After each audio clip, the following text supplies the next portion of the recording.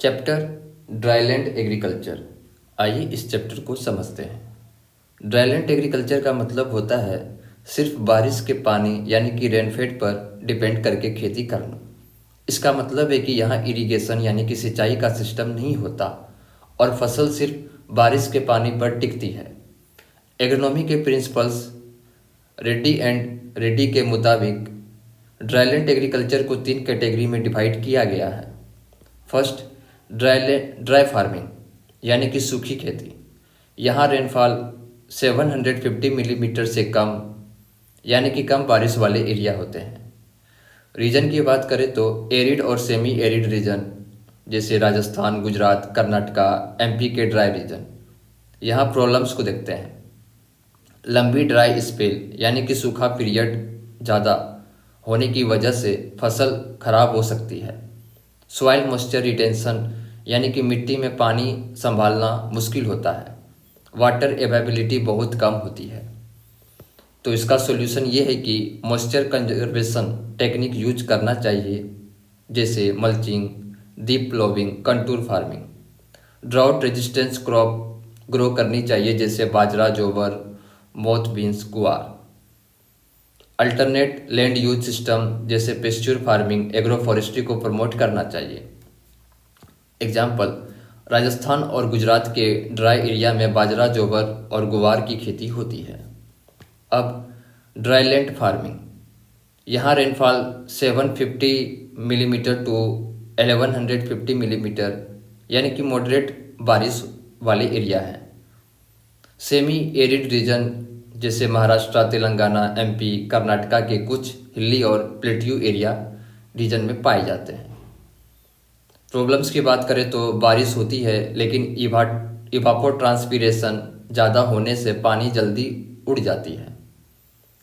Soil erosion और water run of ज़्यादा होता है। ब्लैक सॉइल वाले एरिया में एक्सेस वाटर से ड्रेनेज की दिक्कत होती है। तो इसका सॉल्यूशन ये होता है कि soil and water conservation techniques जैसे bunding, terracing, crop rotation use करना चाहिए। वाटर हार्वेस्टिंग स्ट्रक्चर जैसे फार्म पॉन्ड्स, पर्कोलेशन टैंक्स बनाना चाहिए। डीप रूटेड क्रॉप्स जैसे pigeon pea, toor dal, cotton, sunflower grow करनी चाहिए।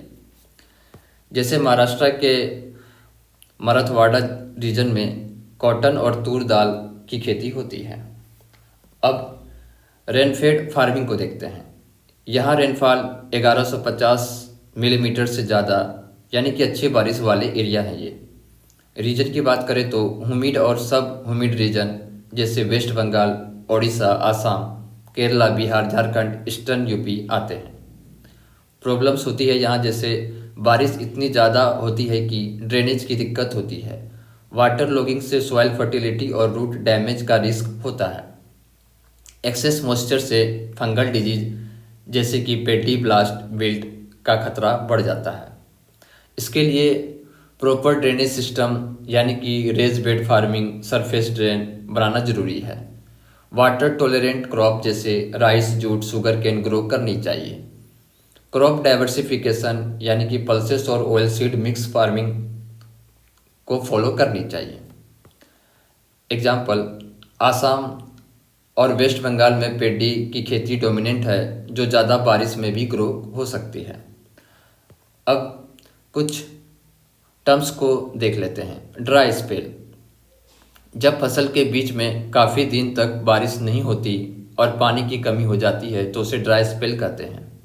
इवापो ट्रांसपीरेशन, पानी वापसन यानी कि पानी का इवापोरेट होना प्लस ट्रांसपीरेशन का प्रोसेस एक साथ होता है।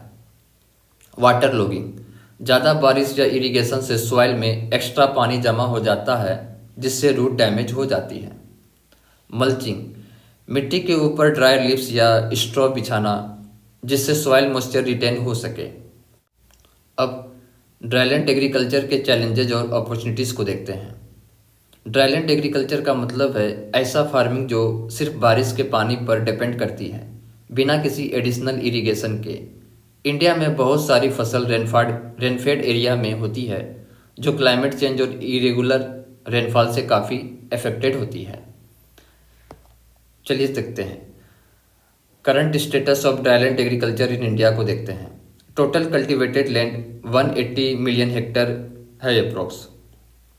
इरिगेटेड एरिया 52% यानी कि 73 मिलियन हेक्टर है। रेनफेड एरिया 48% यानी कि ऑलमोस्ट 87 मिलियन हेक्टर है।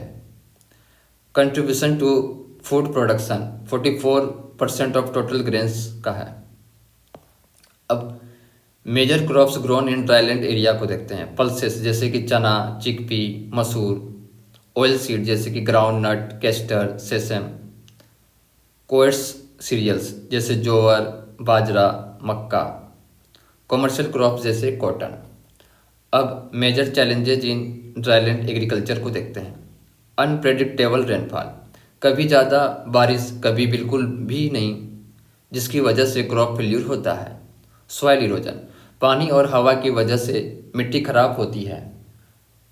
लो सॉइल फर्टिलिटी, न्यूट्रिएंट्स की कमी होती है जिससे इम्प्रूव करना जरूरी है। लैक ऑफ मॉडर्न टेक्नोलॉजी, नए फार्मिंग टेक्निक्स तक एक्सेस कम होता है। Water scarcity, rain water storage system नहीं होने की वजह से पानी काफ़ी वेस्ट होता है। अब उसके सॉल्यूशंस को देखते हैं। रेन वाटर हार्वेस्टिंग, पानी को टैंक, स्टोरेज पॉन्ड और चेक डैम्स के जरिए स्टोर करना चाहिए। ड्राउट रेजिस्टेंट क्रॉप वैरायटी, ऐसे बीज जो कम पानी में भी सरवाइव कर सके, जैसे ड्राउट रेजिस्टेंस बाजरा और मक्का। Soil conservation techniques, terracing, contour ploughing, agroforestry जिससे टेक्निक यूज करना चाहिए। Integrated farming, crop plus livestock plus trees यानी कि एग्रो फॉरेस्ट्री का कम्बिनेशन बनाना ताकि फार्मर का रिस्क कम हो। गवर्नमेंट सपोर्ट, PMKSY यानी कि प्रधानमंत्री कृषि सिंचाई योजना, वाटर सेट डेवलपमेंट प्रोग्राम जैसे स्कीम से फाइनेंशियल और टेक्निकल सपोर्ट मिलना चाहिए। तो अब बात करते हैं dry farming and it's challenges को। ड्राई फार्मिंग का मतलब ऐसे एरिया में खेती जो लो रेनफॉल अप्रोक्स 750 मिलीमीटर से कम और रेनफेड कंडीशन में डिपेंड करती है। यील्ड बहुत कम और अनप्रेडिक्टेबल होते हैं क्योंकि बारिश इरेगुलर होती है और मिट्टी में मॉइस्चर रिटेन करने की कैपेसिटी कम होती है। आइए प्रॉब्लम्स को देखते हैं। Rainfall issue, inadequate and uncertain rainfall. Average annual rainfall 650 millimetre होता है, लेकिन इसका 80% सिर्फ 75 to 90 दिन में गिरता है। बारिश अनइवन होती है, कभी ज़्यादा कभी बिल्कुल नहीं। Late onset and early withdrawal, monsoon देर से आती है और जल्दी चला जाता है, जिसकी वजह से फसल का साइकिल इम्पैक्ट होता है। जैसे राजस्थान में कभी कभी मानसून जुलाई के एंड तक लेट होता है और सितंबर में जल्दी ख़त्म हो जाता है। Dry spell during crop growth, फसल के बीच में लॉन्ग ड्राई पीरियड आ जाते हैं, जिससे मिड सीजन ड्राउट भी कहते हैं। जैसे महाराष्ट्र में सोयाबीन और बाजरा में अगस्त सितंबर के बीच ड्राई स्पेल कॉमन है। अब सॉइल रिलेटेड इश्यूज को देखते हैं। लो मॉइस्चर रिटेंशन कैपेसिटी, मिट्टी जल्दी पानी एब्जॉर्ब नहीं करती या फिर जल्दी सूख जाती है। जैसे सैंडी सॉइल या सोलो ब्लैक सॉइल मॉइस्चर को ज़्यादा दिन तक स्टोर नहीं कर पाती।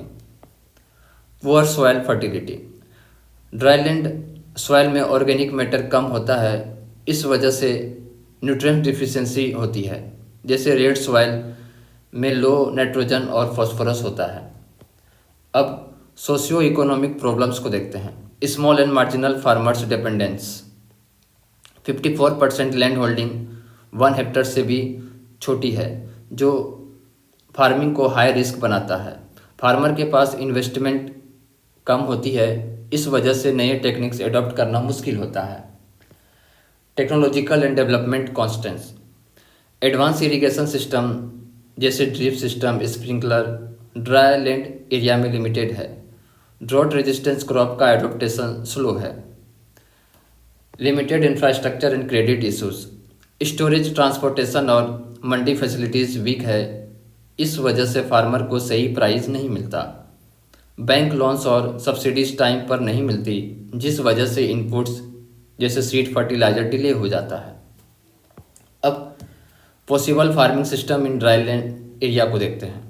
क्रॉप प्रोडक्शन, ऐसे क्रॉप ग्रो करना जो कम पानी में सरवाइव कर सके, जैसे जोवर, बाजरा, रागी, moong, chana, til, methi. Animal husbandry and pasture management, livestocks जैसे कॉज, गोट, सीप काफ़ी इंपॉर्टेंट होते हैं क्योंकि ड्राउट में भी इनकम का एक सोर्स बनता है। जैसे राजस्थान और गुजरात में कैमल और सीप रियरिंग कॉमन है। Agro forestry, tree plus crops plus animal, trees plant करना जो पानी बचाए और सॉइल इरोजन रोके। अब rain water harvesting, check dams, farm ponds, percolation tanks बनाने से वाटर एवेबिलिटी बढ़ाई जा सकती है। ड्राउट रेजिस्टेंट क्रॉप वैरायटी जैसे हाइब्रिड बाजरा, जोवर और मेज के नए वैरायटी जो कम पानी में भी ग्रो करें। Soil health improvement, organic manure, compost और मल्चिंग यूज करना चाहिए। Credit and subsidy asset, PM किसान, केसीसी स्कीम का प्रॉपर इम्प्लीमेंटेशन हो। Farmer awareness and training, dryland specific techniques adopt करने के लिए कृषि विज्ञान केंद्र और एनजीओज का सपोर्ट लेना चाहिए। अब बात करते हैं droughts and agricultural droughts.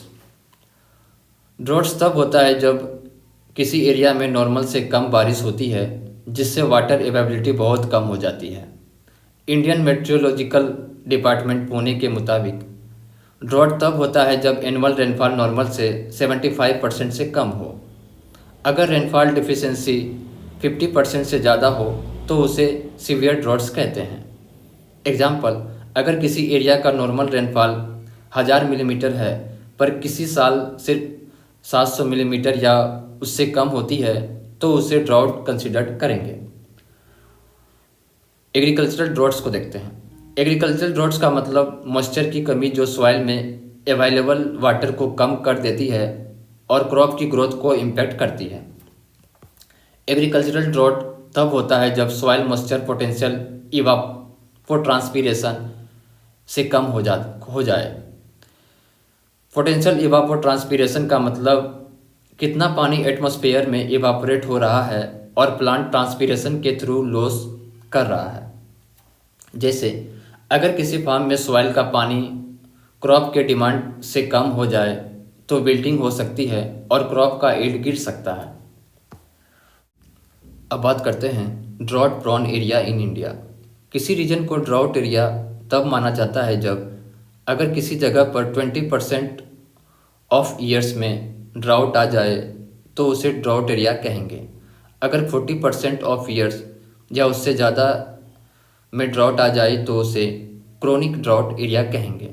Major drought prone area India में है जैसे राजस्थान, वेस्टर्न डेजर्ट, गुजरात, मध्य प्रदेश, महाराष्ट्र, तेलंगाना, आंध्र प्रदेश, कर्नाटका, तमिलनाडु। ये area low rainfall and high evaporation की वजह से फ्रीक्वेंटली ड्राउट फेस करते हैं। अब इम्पॉर्टेंट ड्राउट रिलेटेड इंडेक्सेस को देखते हैं। मॉइस्चर अवेलेबिलिटी इंडेक्स, इसका फॉर्मूला होता है rainfall at 50 probability upon PET, मतलब पोटेंशियल इवापोट्रांसपीरेशन। इसका मतलब ये है कि किसी एरिया में अवेलेबल मॉइस्चर का पीईटी के साथ कंपैरिजन किया जाता है।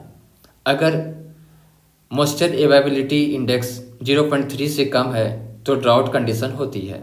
एग्जाम्पल, अगर एक रीजन में रेनफॉल 500 mm है और पीईटी 1500 mm है तो मॉइस्चर अवेलेबिलिटी इंडेक्स 500/1500 = 0.33 होगा। इसका मतलब ये है कि ये मॉडरेट ड्राउट रीजन है। अब बात करते हैं aridity index. Formula aridity index WD/PET × 100। WD मतलब वाटर डेफिसिट और PET मतलब पोटेंशियल इवापोट्रांसपीरेशन।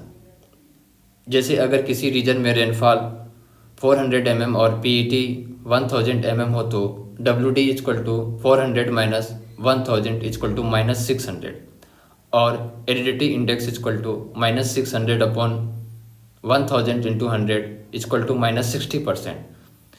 एरिडिटी इंडेक्स जितना नेगेटिव होगा उतना एरिया एरिड यानी कि ड्राई होगा। अब मॉइस्चर डेफिसिट इंडेक्स को देखते हैं। इसका फॉर्मूला है P minus PET upon P into 100। अगर मॉइस्चर डेफिसिट इंडेक्स नेगेटिव होता है तो ड्राउट कंडीशन होती है। जैसे अगर रेनफॉल 600 mm और पीईटी 900 mm हो तो moisture deficit index equal to 600 minus 900 upon 600 into 100 equal to -60%। इसका मतलब है सीवियर मॉइस्चर स्ट्रेस है। अब Thornthwaite moisture index TMI, इसका फॉर्मूला है actual evaporation minus potential evapotranspiration upon potential evapotranspiration into 100। TMI ज़्यादा एक्यूरेट है क्योंकि ये क्रॉप यील्ड वेरिएबिलिटी को समझने में मदद करता है। एग्जाम्पल, अगर AE यानी कि एक्चुअल इवापोरेशन 500 mm और पोटेंशियल इवापोट्रांसपिरेशन 800 mm है तो TMI यानी कि Thornthwaite moisture index 500 minus 800 upon 800 into 100 equal to -37.5%। ये मॉइस्चर स्ट्रेस इंडिकेट करती है जो क्रॉप फेल्यूर का रिस्क बढ़ाता है। अब बात करते हैं major research institute for dry land and drought studies ICRISAT international crop research institute for the semi arid tropics. ये स्टेब्लिश हुआ था 11 अक्टूबर 1972 में। इसकी लोकेशन है Patancheru, Hyderabad, India. Dry land agriculture के लिए इम्प्रूव क्रॉप वैरायटी जैसे मिलेट, पल्सेस, ऑयलसीड पर इसका फोकस है। अब ICARDA international centre for agriculture research in dry area, establishment in 1977। इसका लोकेशन है एलेपो, सीरिया। इसका फोकस था ड्राईलैंड रीजन में क्लाइमेट रेजिलेंट फार्मिंग टेक्निक करना। अब कुछ सॉल्यूशंस और स्टडीज देख लेते हैं to manage dryland. To manage drought, rain water harvesting and ground water recharge, check dams, farm pond, percolation tanks use करना ताकि पानी कंजर्व हो। Drought resistant crop, hybrid bajra, jowar, moong, अरहर, रागी जिसे कम पानी में भी हाई यील्ड दे सके। Improve irrigation practices, drip irrigation, sprinkler irrigation dryland area में ज़्यादा एफिशिएंट हुआ है। Agro forestry and mixed farming, tree जैसे नीम, बबूल plus crops plus live stocks का कम्बिनेशन सॉइल मॉइस्चर इंप्रूव कर सकता है। गवर्नमेंट स्कीम्स एंड पॉलिसीज जैसे प्रधानमंत्री कृषि सिंचाई योजना इफिशिएंट इरिगेशन के लिए है और राष्ट्रीय कृषि विकास योजना क्लाइमेट रेजिलिएंट एग्रीकल्चर के लिए है। अब बात करते हैं water shed management. Water shade एक नेचुरल लैंड यूनिट है जिसमें पानी एक कॉमन आउटलेट जैसे रिवर, लेक या पॉन्ड में ड्रेन होता है। वाटर शेड एक ऐसी एरिया होती है जिसमें जो भी बारिश या ग्राउंड वाटर रन ऑफ होता है वो एक कॉमन पॉइंट में कलेक्ट हो जाता है। वाटर शेड को ड्रेनेज बेसिन, कैचमेंट एरिया या रन ऑफ एरिया भी बोला जाता है। जैसे गंगा बेसिन में जितना भी छोटी छोटी ट्रिब्यूटरीज रिवर जैसे यमुना, सोन, गंडक का पानी गंगा रिवर में आता है उसका अपना वाटर शेड होता है। अगर एक छोटी नदी एक तालाब में गिर रही है तो उसका वाटर शेड उस एरिया को कहते हैं जहाँ से पानी कलेक्ट हो रहा है। वाटर शेड और कैचमेंट एरिया और रिवर बेसिन को देखते हैं। वाटर शेड छोटा एरिया जिसमें वाटर एक कॉमन पॉइंट पे कलेक्ट होता है। कैचमेंट एरिया बड़ा एरिया जो मल्टीपल वाटर शेड का कॉम्बिनेशन होता है। रिवर बेसिन सबसे बड़ा एरिया जिसमें मल्टीपल कैचमेंट एरिया से वाटर एक लार्ज रिवर में फ्लो होता है। जैसे गंगा रिवर बेसिन एक बड़ा कैचमेंट एरिया है। यमुना रिवर बेसिन गंगा का एक सब कैचमेंट एरिया है। चंबल का वाटरशेड यमुना के अंदर एक छोटी ड्रेनेज यूनिट है। अब वाटरशेड के टाइप्स को देखते हैं। माउंटेनस एंड हिली वाटरशेड। यहाँ मल्टीपल स्मॉल वाटरशेड होते हैं क्योंकि पानी का फ्लो फास्ट होता है। जैसे हिमालयन रीजन में अलकनंदा भागीरथी ट्रिब्यूटरीज हैं। Undulating and rolling watershed. यहाँ छोटी छोटी वैली और स्लोप्स होती है जिसमें मल्टीपल स्मॉल वाटरशेड बनते हैं, जैसे western Ghat Aravalli hills. Plain watershed. यहाँ वाटरशेड एरिया लार्ज होती है क्योंकि पानी का फ्लो स्लो होता है और इजली स्प्रेड हो जाता है, जैसे Indo Gangetic plain, Krishna Godavari basin. अब run off and soil erosion in watershed को देखते हैं। रन ऑफ, जब बारिश या इरिगेशन का पानी सॉइल में अब्जॉर्ब होने के बजाय फ्लो करने लगे तो उसे रन ऑफ कहते हैं। सॉइल इरोजन, जब रन ऑफ सॉइल पार्टिकल को अपने साथ बहा ले जाती है तो सॉइल इरोजन होता है। हिली एरिया में इरोजन ज़्यादा होता है क्योंकि स्लोप हाई होती है। एग्जाम्पल, चंबल वेटलैंड जो कि एमपी राजस्थान बॉर्डर के पास है। चंबल वेटलैंड में एक्सट्रीम सॉइल इरोजन होता है जो गलीज और रिवाइन क्रिएट करता है। पंजाब और हरियाणा में एक्सेसिव इरिगेशन रन ऑफ ने सॉइल सैलिनिटी बढ़ा दी है। अब एग्रीकल्चरल वाटरशेड मैनेजमेंट स्ट्रेटजीज को देखते हैं। कंटूर प्लॉपिंग, हिल में सॉइल इरोजन रोकने के लिए फार्मिंग को स्लोप के पैरेलल करना चाहिए, जैसे Nilgiris hill, western Ghats. Terrace farming and terracing and bunding, steep slope पर स्मॉल स्टेप्स यानी कि टेरेसेस और बंड्स बनाकर पानी का फ्लो स्लो करना, जैसे हिमालयन रीजन में स्टेप फार्मिंग होता है। Check dams and percolation ponds, run off water को कलेक्ट करने के लिए छोटी लेक्स और चेक डैम्स बनाने से ग्राउंड वाटर रिचार्ज होती है, जैसे महाराष्ट्र में जलयुक्त सीवर योजना चल रहा है इसके लिए। Agro forestry and vegetative cover, barren land पर ग्रास और ट्री लगाना ताकि सॉइल इरोजन कंट्रोल हो सके, जैसे राजस्थान में प्रोसोफिस जूलीफ्लोरा ट्रीज को प्लांट किया गया है। Drip irrigation and rain water harvesting, पानी का एफिशिएंट यूज़ करने के लिए ड्रिप इरिगेशन और रेन वाटर हार्वेस्टिंग प्रमोट की जाती है, जैसे तमिलनाडु और गुजरात में roof top rain water harvesting common है। अब इम्पॉर्टेंट इस government water shed program in India को देख लेते हैं। Integrated water shed management program 2009 में लॉन्च हुआ था। अब ये मर्ज हो गया है प्रधानमंत्री कृषि सिंचाई योजना में। इसका ऑब्जेक्टिव्स है ड्राईलैंड फार्मिंग रीजन में soil and water conservation promote करना। अब ड्राउट प्रोन एरिया प्रोग्राम 1973 में लॉन्च हुआ और फोकस है ड्राउट अफेक्टेड रीजन में वाटर कंजर्वेशन करना। अब डेजर्ट डेवलपमेंट प्रोग्राम 1995 में स्टार्ट किया गया राजस्थान, गुजरात, हरियाणा के एरिड रीजन के लिए। इसका फोकस था sand dunes stabilization and afforestation. Neeranchal watershed project 2016 में स्टार्ट किया गया और इसका ऑब्जेक्टिव था वाटरशेड टेक्नोलॉजी और साइंटिफिक प्लानिंग से बेटर रिजल्ट लाना। अब बात करते हैं soil conservation in watershed approach. सिर्फ एक इंडिविजुअल फार्म या आइसोलेटेड एरिया में सॉइल कंजर्वेशन करना इफेक्टिव नहीं होता, क्योंकि सॉइल इरोजन और वाटर रन ऑफ पूरा वाटरशेड एरिया इफेक्ट करता है। इसलिए soil conservation measures watershed basis पर इम्प्लीमेंट होना चाहिए ताकि पूरे इकोसिस्टम का सस्टेनेबल डेवलपमेंट हो सके। जैसे अगर एक किसान सिर्फ अपनी ज़मीन पर बंड बनाए लेकिन उसके ऊपर वाले वाटरशेड एरिया में कंजर्वेशन नहीं हो तो पानी और सॉइल वापस बह जाती है। अगर वाटरशेड लेवल पर प्लानिंग हो तो रन ऑफ कंट्रोल होगा और सभी खेतों को फ़ायदा मिलेगा। अब watershed management program in India को देखते हैं। 7th 5-year प्लान 1985 to 1990 में water shed management program launch किया गया। इसका ऑब्जेक्टिव था ड्राईलैंड एरिया में सॉइल और वाटर कंजर्वेशन करना और फ्लड, ड्रॉट और इरोजन को कंट्रोल करना।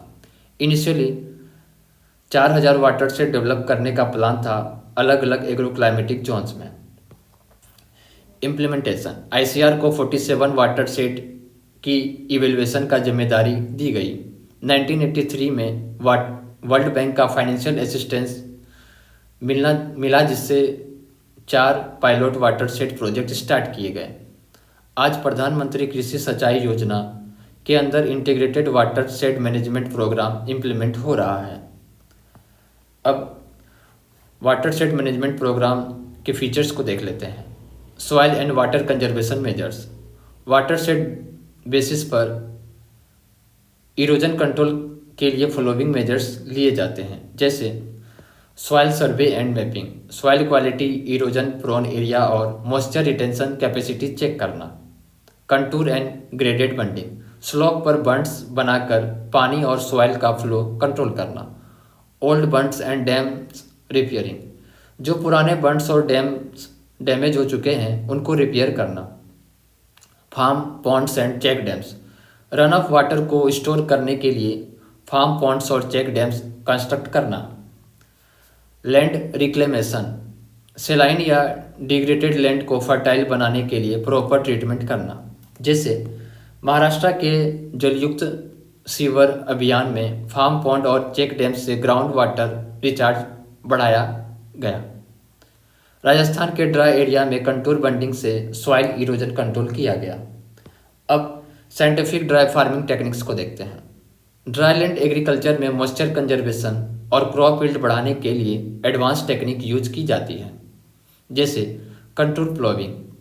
स्लोप्स के पैरेलल प्लोविंग करने से पानी का फ्लो स्लो होता है और सॉइल इरोजन कंट्रोल होता है। Pre monsoon and deep ploughing, rainfall आने से पहले डीप प्लोविंग से सॉइल की मॉइस्चर होल्डिंग कैपेसिटी बढ़ती है।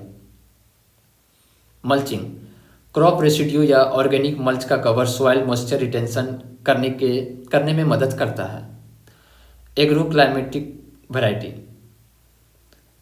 हर रीजन की क्लाइमेट और सॉइल के हिसाब से drought resistant crop variety develop की जाती है।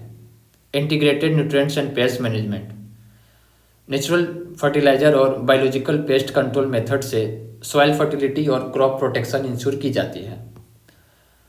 अब फॉरेस्ट एंड पेस्चर डेवलपमेंट को देखते हैं। Forestry and pasture development, dryland area में एफॉरेस्टेशन और पेस्चर लैंड डेवलपमेंट से सॉइल इरोजन कंट्रोल होता है और फोडर अवेलेबिलिटी इंप्रूव होती है।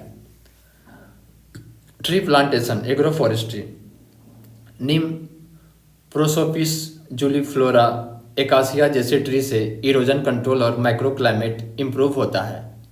ग्रासलैंड मैनेजमेंट, ड्राई एरिया में फोडर ग्रासेस जैसे चेंचरूस स्टाइलो डेवलप की जाती है ताकि लाइव स्टॉक को फोडर मिले और सॉइल इरोजन कंट्रोल हो।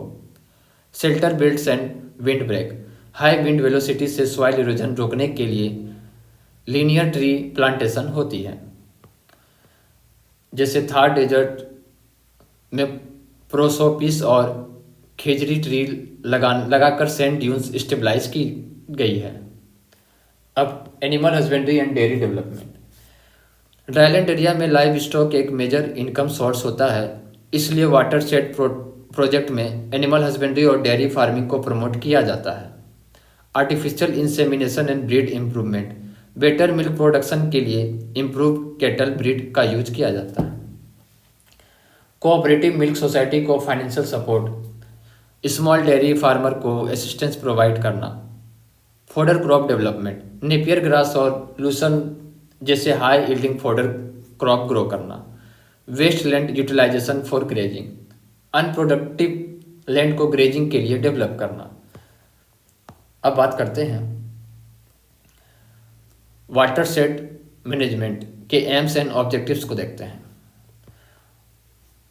वाटर शेड मैनेजमेंट एक सिस्टमेटिक अप्रोच है जिसमें लैंड, वाटर और वेजिटेशन रिसोर्सेज को सस्टेनेबली मैनेज किया जाता है ताकि सॉइल इरोजन रोका जा सके, फ्लड कंट्रोल हो सके और वाटर अवेलेबिलिटी इंप्रूव हो। ये agriculture, irrigation, forestry, live stock और रूरल इकोनॉमी के डेवलपमेंट के लिए एक इंटीग्रेटेड अप्रोच है। जैसे राजस्थान में रेन वाटर हार्वेस्टिंग और चेक डैम्स बनाने से ग्राउंड वाटर रिचार्ज इंक्रीज हुआ। आइए ऑब्जेक्टिव्स को देखते हैं। लैंड रिसोर्सेज का protection and sustainable use, soil conservation measures जैसे कंटूर बंडिंग, टेरेसिंग से सॉइल इरोजन कंट्रोल करना, डिग्रेडेड लैंड को फर्टाइल बनाना जैसे लैंड रिक्लेमेशन टेक्निक्स, डिफॉरेस्टेशन को कंट्रोल करना और एफॉरेस्टेशन प्रमोट करना। जैसे मध्य प्रदेश में डिग्रेडेड लैंड को एग्रो फॉरेस्ट्री के थ्रू प्रोडक्टिव बनाया गया है। Water resources management and conservation को देखते हैं।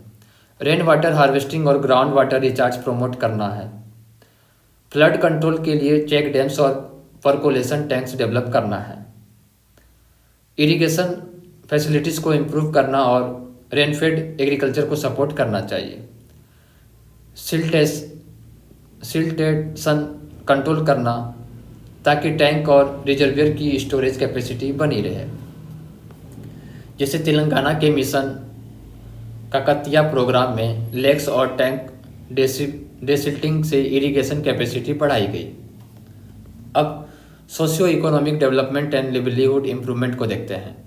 लोकल नेचुरल रिसोर्सेज का एफिशिएंट यूज करके रूरल इकोनॉमी को इम्प्रूव करना, एग्रीकल्चर एंड एलाइड इंडस्ट्रीज जैसे डेयरीज, फिशरीज, एग्रो प्रोसेसिंग का प्रमोशन करना, स्मॉल एंड मार्जिनल फार्मर के लिए एम्प्लॉयमेंट अपॉर्चुनिटीज क्रिएट करना।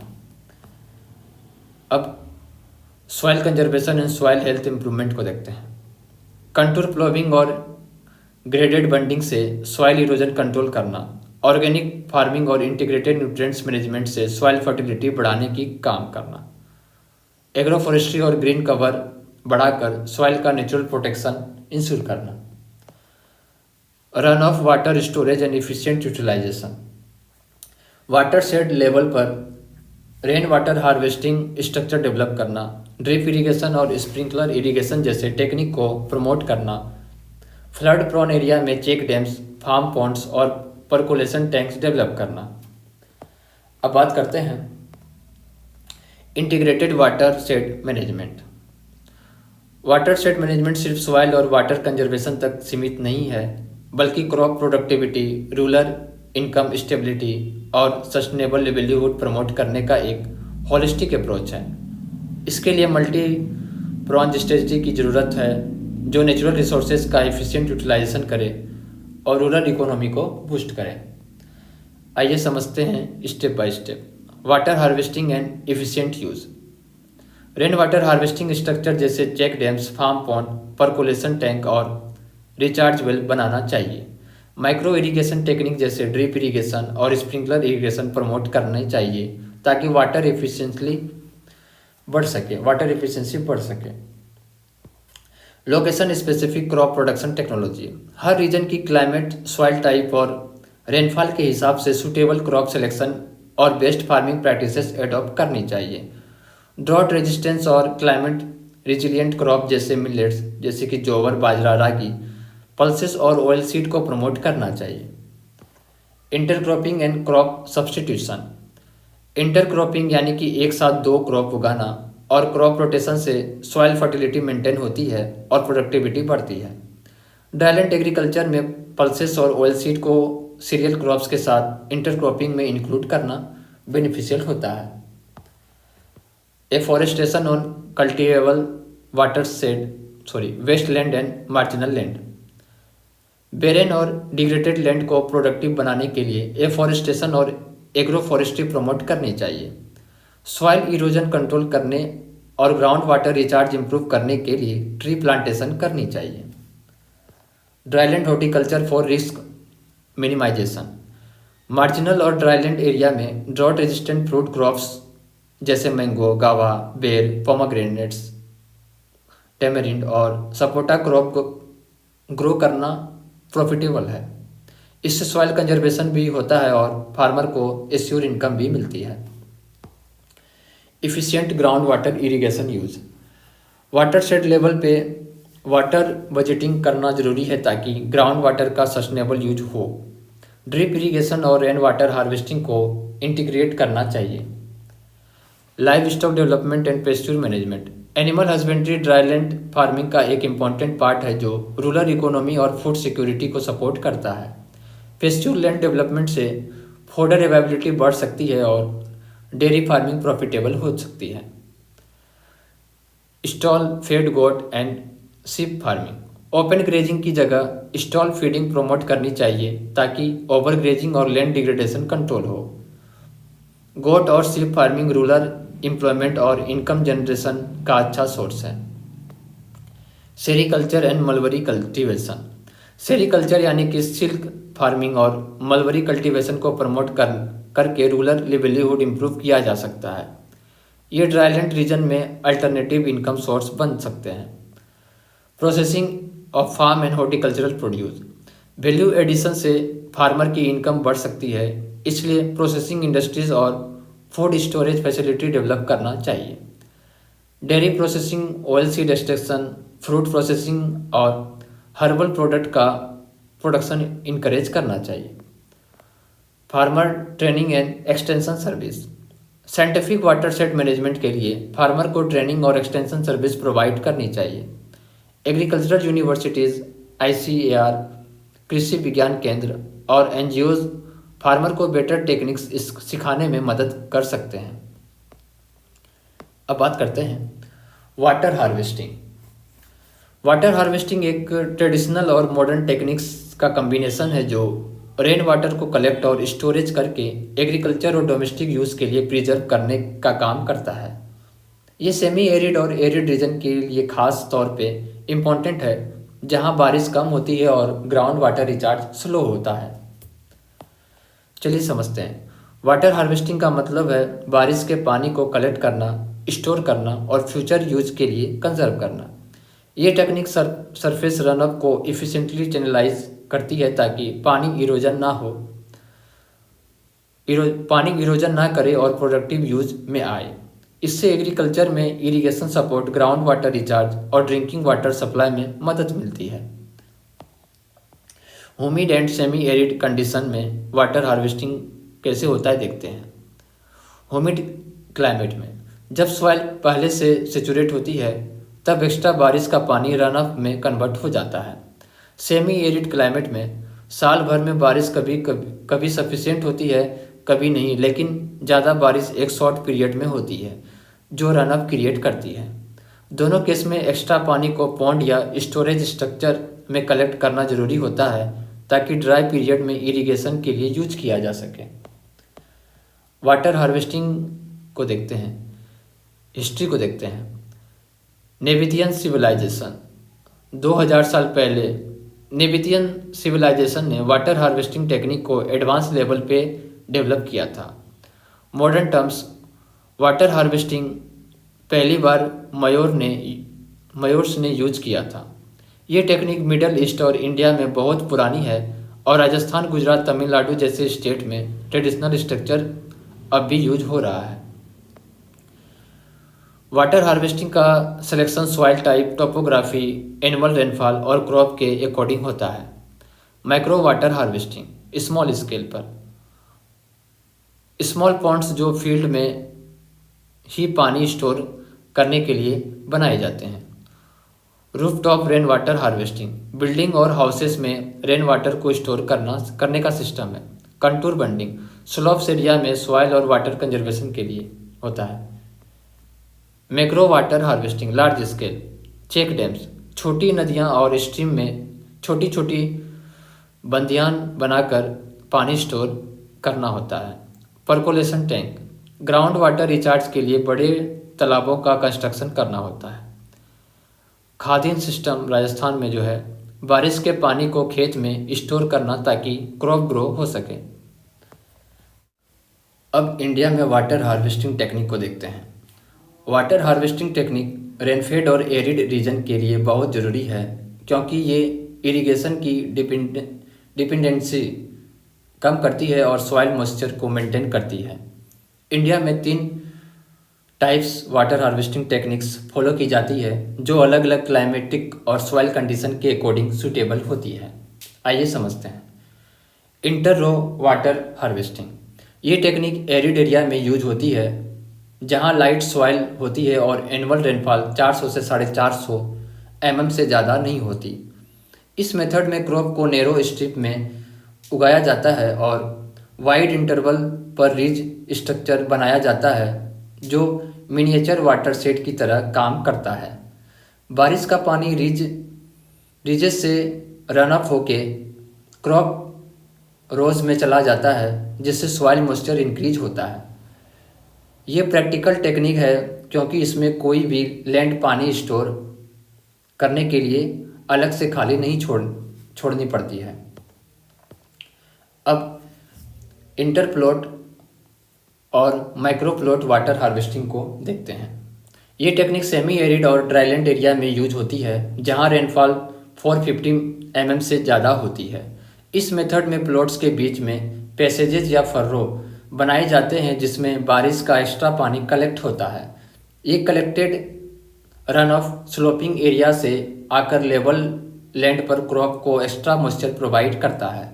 ये मेथड सॉइल इरोजन को भी कंट्रोल करती है और सॉइल फर्टिलिटी को मेंटेन करती है।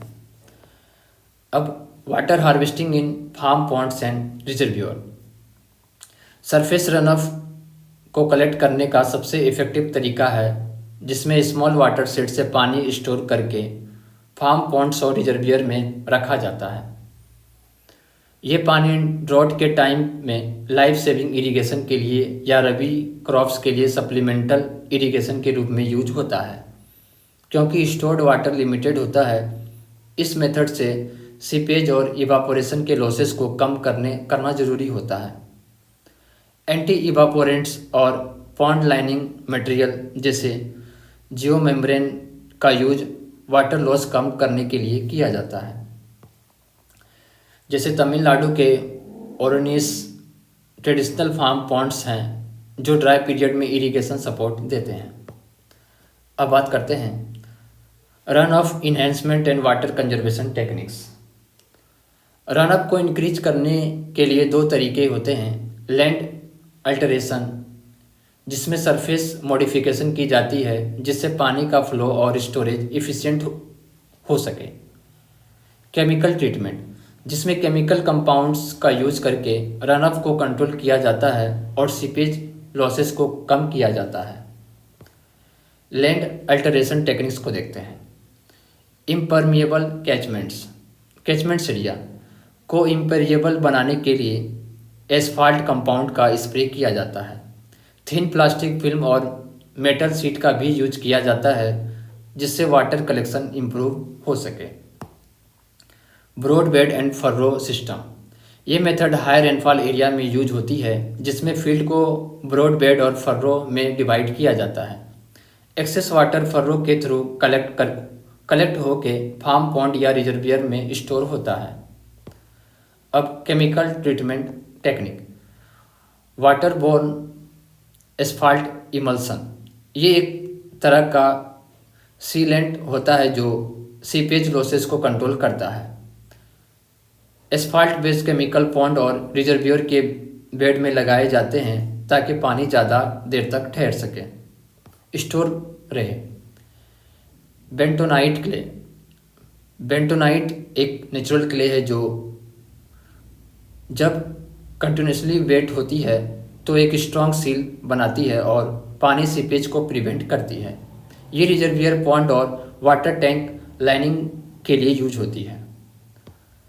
अब जल शक्ति वाटर रिटेनिंग केमिकल। जल शक्ति एक केमिकल है जो सॉइल में एरेशन, इन्फिल्ट्रेशन और वाटर होल्डिंग कैपेसिटी बढ़ाते हैं। इसका यूज ड्राईलैंड फार्मिंग में मॉइस्चर कंजर्वेशन के लिए किया जाता है। अब water recycling and supplemental irrigation. Stored water को इफ़िशिएंटली रिसाइकल करना। लिमिटेड वाटर रिसोर्सेज होने की वजह से एक या दो ही बार इरिगेशन पॉसिबल होती है, इसलिए वाटर का जुडिशियस यूज करना जरूरी है। सप्लीमेंटल इरिगेशन के दो इम्पॉर्टेंट अप्रोचेस हैं। First, soil moisture depletion approach. इस मेथड में इरिगेशन तब दी जाती है जब soil moisture permanent wilting point तक पहुंच जाए। परमानेंट विल्टिंग पॉइंट एक ऐसी कंडीशन होती है जिसमें सॉइल में इतनी कम मॉइस्चर होती है कि प्लांट मुरझाने लगता है। अब क्रिटिकल स्टेज अप्रोच। इरिगेशन तब दी जाती है जब क्रॉप अपने ग्रोथ के क्रिटिकल स्टेज पर हो, जैसे फ्लावरिंग और ग्रेन फिलिंग स्टेज। ये मेथड क्रॉप्स के लिए ज़्यादा बेनिफिशियल होती है क्योंकि क्रिटिकल स्टेजेस पर पानी मिलने से यील्ड लॉस प्रिवेंट होता है। अब बात करते हैं evapotranspiration and water conservation technique. चलिए, इवापो ट्रांसपीरेशन एक प्रोसेस है जिसमें दो तरीके से पानी का लॉस होता है। फर्स्ट, इवापोरेशन, सॉइल सरफेस से डायरेक्ट पानी का उड़ना। ट्रांसपीरेशन, प्लांट के लीफ से पानी का रिलीज होना। ड्राईलैंड फार्मिंग में सॉइल मॉइस्चर का लॉस सबसे बड़ा चैलेंज है। 60 to 75% तक रेनफॉल इवापोरेशन के थ्रू वेस्ट हो जाता है। अब इवापो ट्रांसपीरेशन को कैसे कम करें देखते हैं। फर्स्ट, मल्चिंग, सॉइल को मल्च यानी कि dry leaves, straw, plastic sheet से कवर करो। इवापोरेशन और सॉइल मॉइस्चर लॉस को रिड्यूस करता है ये। एंटी ट्रांसपेरेंट्स, ये ऐसी केमिकल है जो प्लांट से ट्रांसपीरेशन को कम करते हैं। विंड ब्रेक, तेज हवाओं से ट्रांसपीरेशन बढ़ जाती है। नीम, खेजड़ी और बबूल जैसे पेड़ लगाकर हवा की स्पीड कम की जाती है। वीड कंट्रोल, वीड्स भी सॉइल का पानी एब्जॉर्ब करते हैं, इसलिए उनको रिमूव करना जरूरी है। अब टाइप्स ऑफ एंटी ट्रांसपेरेंट्स को देखते हैं। एंटी ट्रांसपेरेंट 4 टाइप्स के होते हैं। फर्स्ट, स्टोमेटल क्लोजिंग टाइप, ये केमिकल्स स्टोमाटा को टेम्पोरली बंद करके ट्रांसपीरेशन कम करते हैं। Example, phenyl mercuric acetate PMA, atrazine abscisic acid ABA, CO2 high concentration में दी जाती है। अब फिल्म फॉर्मिंग टाइप, ये केमिकल एक पतली लेयर बनाते हैं जो ट्रांसपीरेशन को कम करती है। Example, mobileaf, hexadecanol, silicone oil, wax. अब रिफ्लेक्टिंग टाइप, ये केमिकल सोलर रेडिएशन को रिफ्लेक्ट करके लीफ टेम्परेचर को कम करते हैं। Example, Celite, diatomaceous earth product, kaolin 5% spray किया जाता है। जैसे एप्पल और गावा के पेड़ों में कोयलिन स्प्रे का यूज होता है जो ट्रांसपीरेशन लॉस को 20 to 30% तक रिड्यूस करता है। ग्रोथ रिटार्डेंट्स, ये केमिकल प्लांट की शूट ग्रोथ को स्लो करके रूट ग्रोथ बढ़ाते हैं जिससे प्लांट ड्राउट टॉलरेंट कर सके। एग्जाम्पल, साइकोसेल, कॉटन और शुगरकेन में साइकोसेल का यूज होता है जो वाटर एफिशिएंसी इंप्रूव करता है। अब एंटी ट्रांसपेरेंट्स का लिमिटेशंस को देखते हैं। पहले पॉजिटिव इफेक्ट को देखते हैं। सीवियर ड्राउट कंडीशन में प्लांट को बचाने के लिए यूजफुल होते हैं। नर्सरी और हॉर्टिकल्चरल क्रॉप्स में काफ़ी बेनिफिशियल होते हैं। अब नेगेटिव इफेक्ट को देखते हैं। ये केमिकल फोटोसिंथेसिस को कम कर सकते हैं जिससे प्लांट ग्रोथ स्लो हो जाता है, इसलिए इनका ओवर यूज नहीं करना चाहिए। अब बात करते हैं wind break and shelter belts. Wind break और शेल्टर बेल्ट्स दोनों ही तेज हवाओं यानी कि स्ट्रॉन्ग विंड्स का इफेक्ट कम करने के लिए यूज किया जाता है, लेकिन इनमें थोड़ा डिफरेंस होता है। विंड ब्रेक को देखते हैं। ये कोई भी स्ट्रक्चर या पेड़ पौधों की रोज होती है जो हवा की स्पीड को तोड़ती है। ये जनरली छोटी या सिंगल लाइन में होती है। शेल्टर बेड, ये multiple rose of trees serves होते हैं जो क्रॉप्स और सॉइल को विंड इरोजन से बचाते हैं। ये ज़्यादा लार्ज स्केल और डेंस प्लांटेशन होती है जो ज़्यादा एरिया कवर करती है। जैसे राजस्थान, गुजरात और पंजाब के ड्राईलैंड और डेजर्ट एरिया में विंड ब्रेक और शेल्टर बेड काफ़ी इंपॉर्टेंट होते हैं। विंड ब्रेक और शेल्टर बेड्स के फायदे को देखते हैं, बेनिफिट्स को। सॉइल इरोजन कंट्रोल, तेज हवा सॉइल पार्टिकल को उड़ा सकती है जो विंड इरोजन होता है। विंड ब्रेक हवा की स्पीड को 60 to 80% तक कम कर देता है जिससे सॉइल इरोजन रिड्यूस होता है। Desert control, shelter belt desertification को कंट्रोल करने में मदद करते हैं। इंदिरा गांधी कैनाल राजस्थान के आसपास शेल्टर बेड्स लगाकर डेजर्ट के एक्सपेंशन को रोका गया है। Crop protection, high wind speed से क्रॉप को फिजिकली डैमेज हो सकता है, जैसे lodging in wheat and maize. Shelter beds wind flow को तोड़ती है और माइक्रो क्लाइमेट क्रिएट करती है। मॉइस्चर कंजर्वेशन, विंड ब्रेक हवा की स्पीड कम करके इवापोट्रांसपिरेशन को रिड्यूस करते हैं। इससे सॉइल मॉइस्चर ज़्यादा टाइम तक बना रहता है, जो ड्राईलैंड एग्रीकल्चर के लिए फ़ायदेमंद है। बायोडाइवर्सिटी एंड इकोलॉजिकल बेनिफिट्स, ये बर्ड्स और हनी बीज के लिए हैबिटेट प्रोवाइड करता है। ये कैटल फीड और फ्यूल वुड का भी सोर्स होते हैं। विंड स्पीड रिडक्शन, अगर एक टॉल ट्री की हाइट 10 से 11 मीटर है और हवा की स्पीड 50 किलोमीटर पर आवर है, तो विंड ब्रेक इस स्पीड को लेवार्ड साइड पे 10 किलोमीटर पर आवर तक कम कर सकता है। जैसे पंजाब में पॉपुलर और यूकेलिप्टस ट्री को कमर्शियल शेल्टर बेड के रूप में यूज किया गया है। अब इफेक्टिव विंड ब्रेक डिज़ाइन को देखते हैं। Right tree selection, tall dense और ड्राउट रेजिस्टेंट ट्री बेस्ट होते हैं, जैसे नीम, खेजरी, बबूल, यूकेलिप्टस, कैसियोरिना, पॉपुलर। ओरिएंटेशन का ध्यान रखते हैं इसमें। विंड ब्रेक हमेशा प्रिवेलिंग विंड डायरेक्शन के परपेंडिकुलर होनी चाहिए, जैसे राजस्थान में वेस्ट से आने वाली हवाओं के अगेंस्ट नॉर्थ साउथ डायरेक्शन में विंड ब्रेक लगाई जाती है। स्पेसिंग और हाइट, एक इफेक्टिव विंड ब्रेक की हाइट का 5 to 10 times protection windward side पे होता है और 30 टाइम्स लीवार्ड साइड पे। जैसे अगर ट्री की हाइट 10 मीटर है तो लीवार्ड साइड पे 300 मीटर तक प्रोटेक्शन मिलेगा। Multi row shelter bed, single row wind break से बेटर होती है multi row shelter bed. 3 to 5 rows में डिफरेंट हाइट के ट्री सरप्स लगाने से मैक्सिमम प्रोटेक्शन मिलता है। Agro forestry approach, wind break और शेल्टर बेड को एग्रो फॉरेस्ट्री के साथ इंटीग्रेट किया जा सकता है।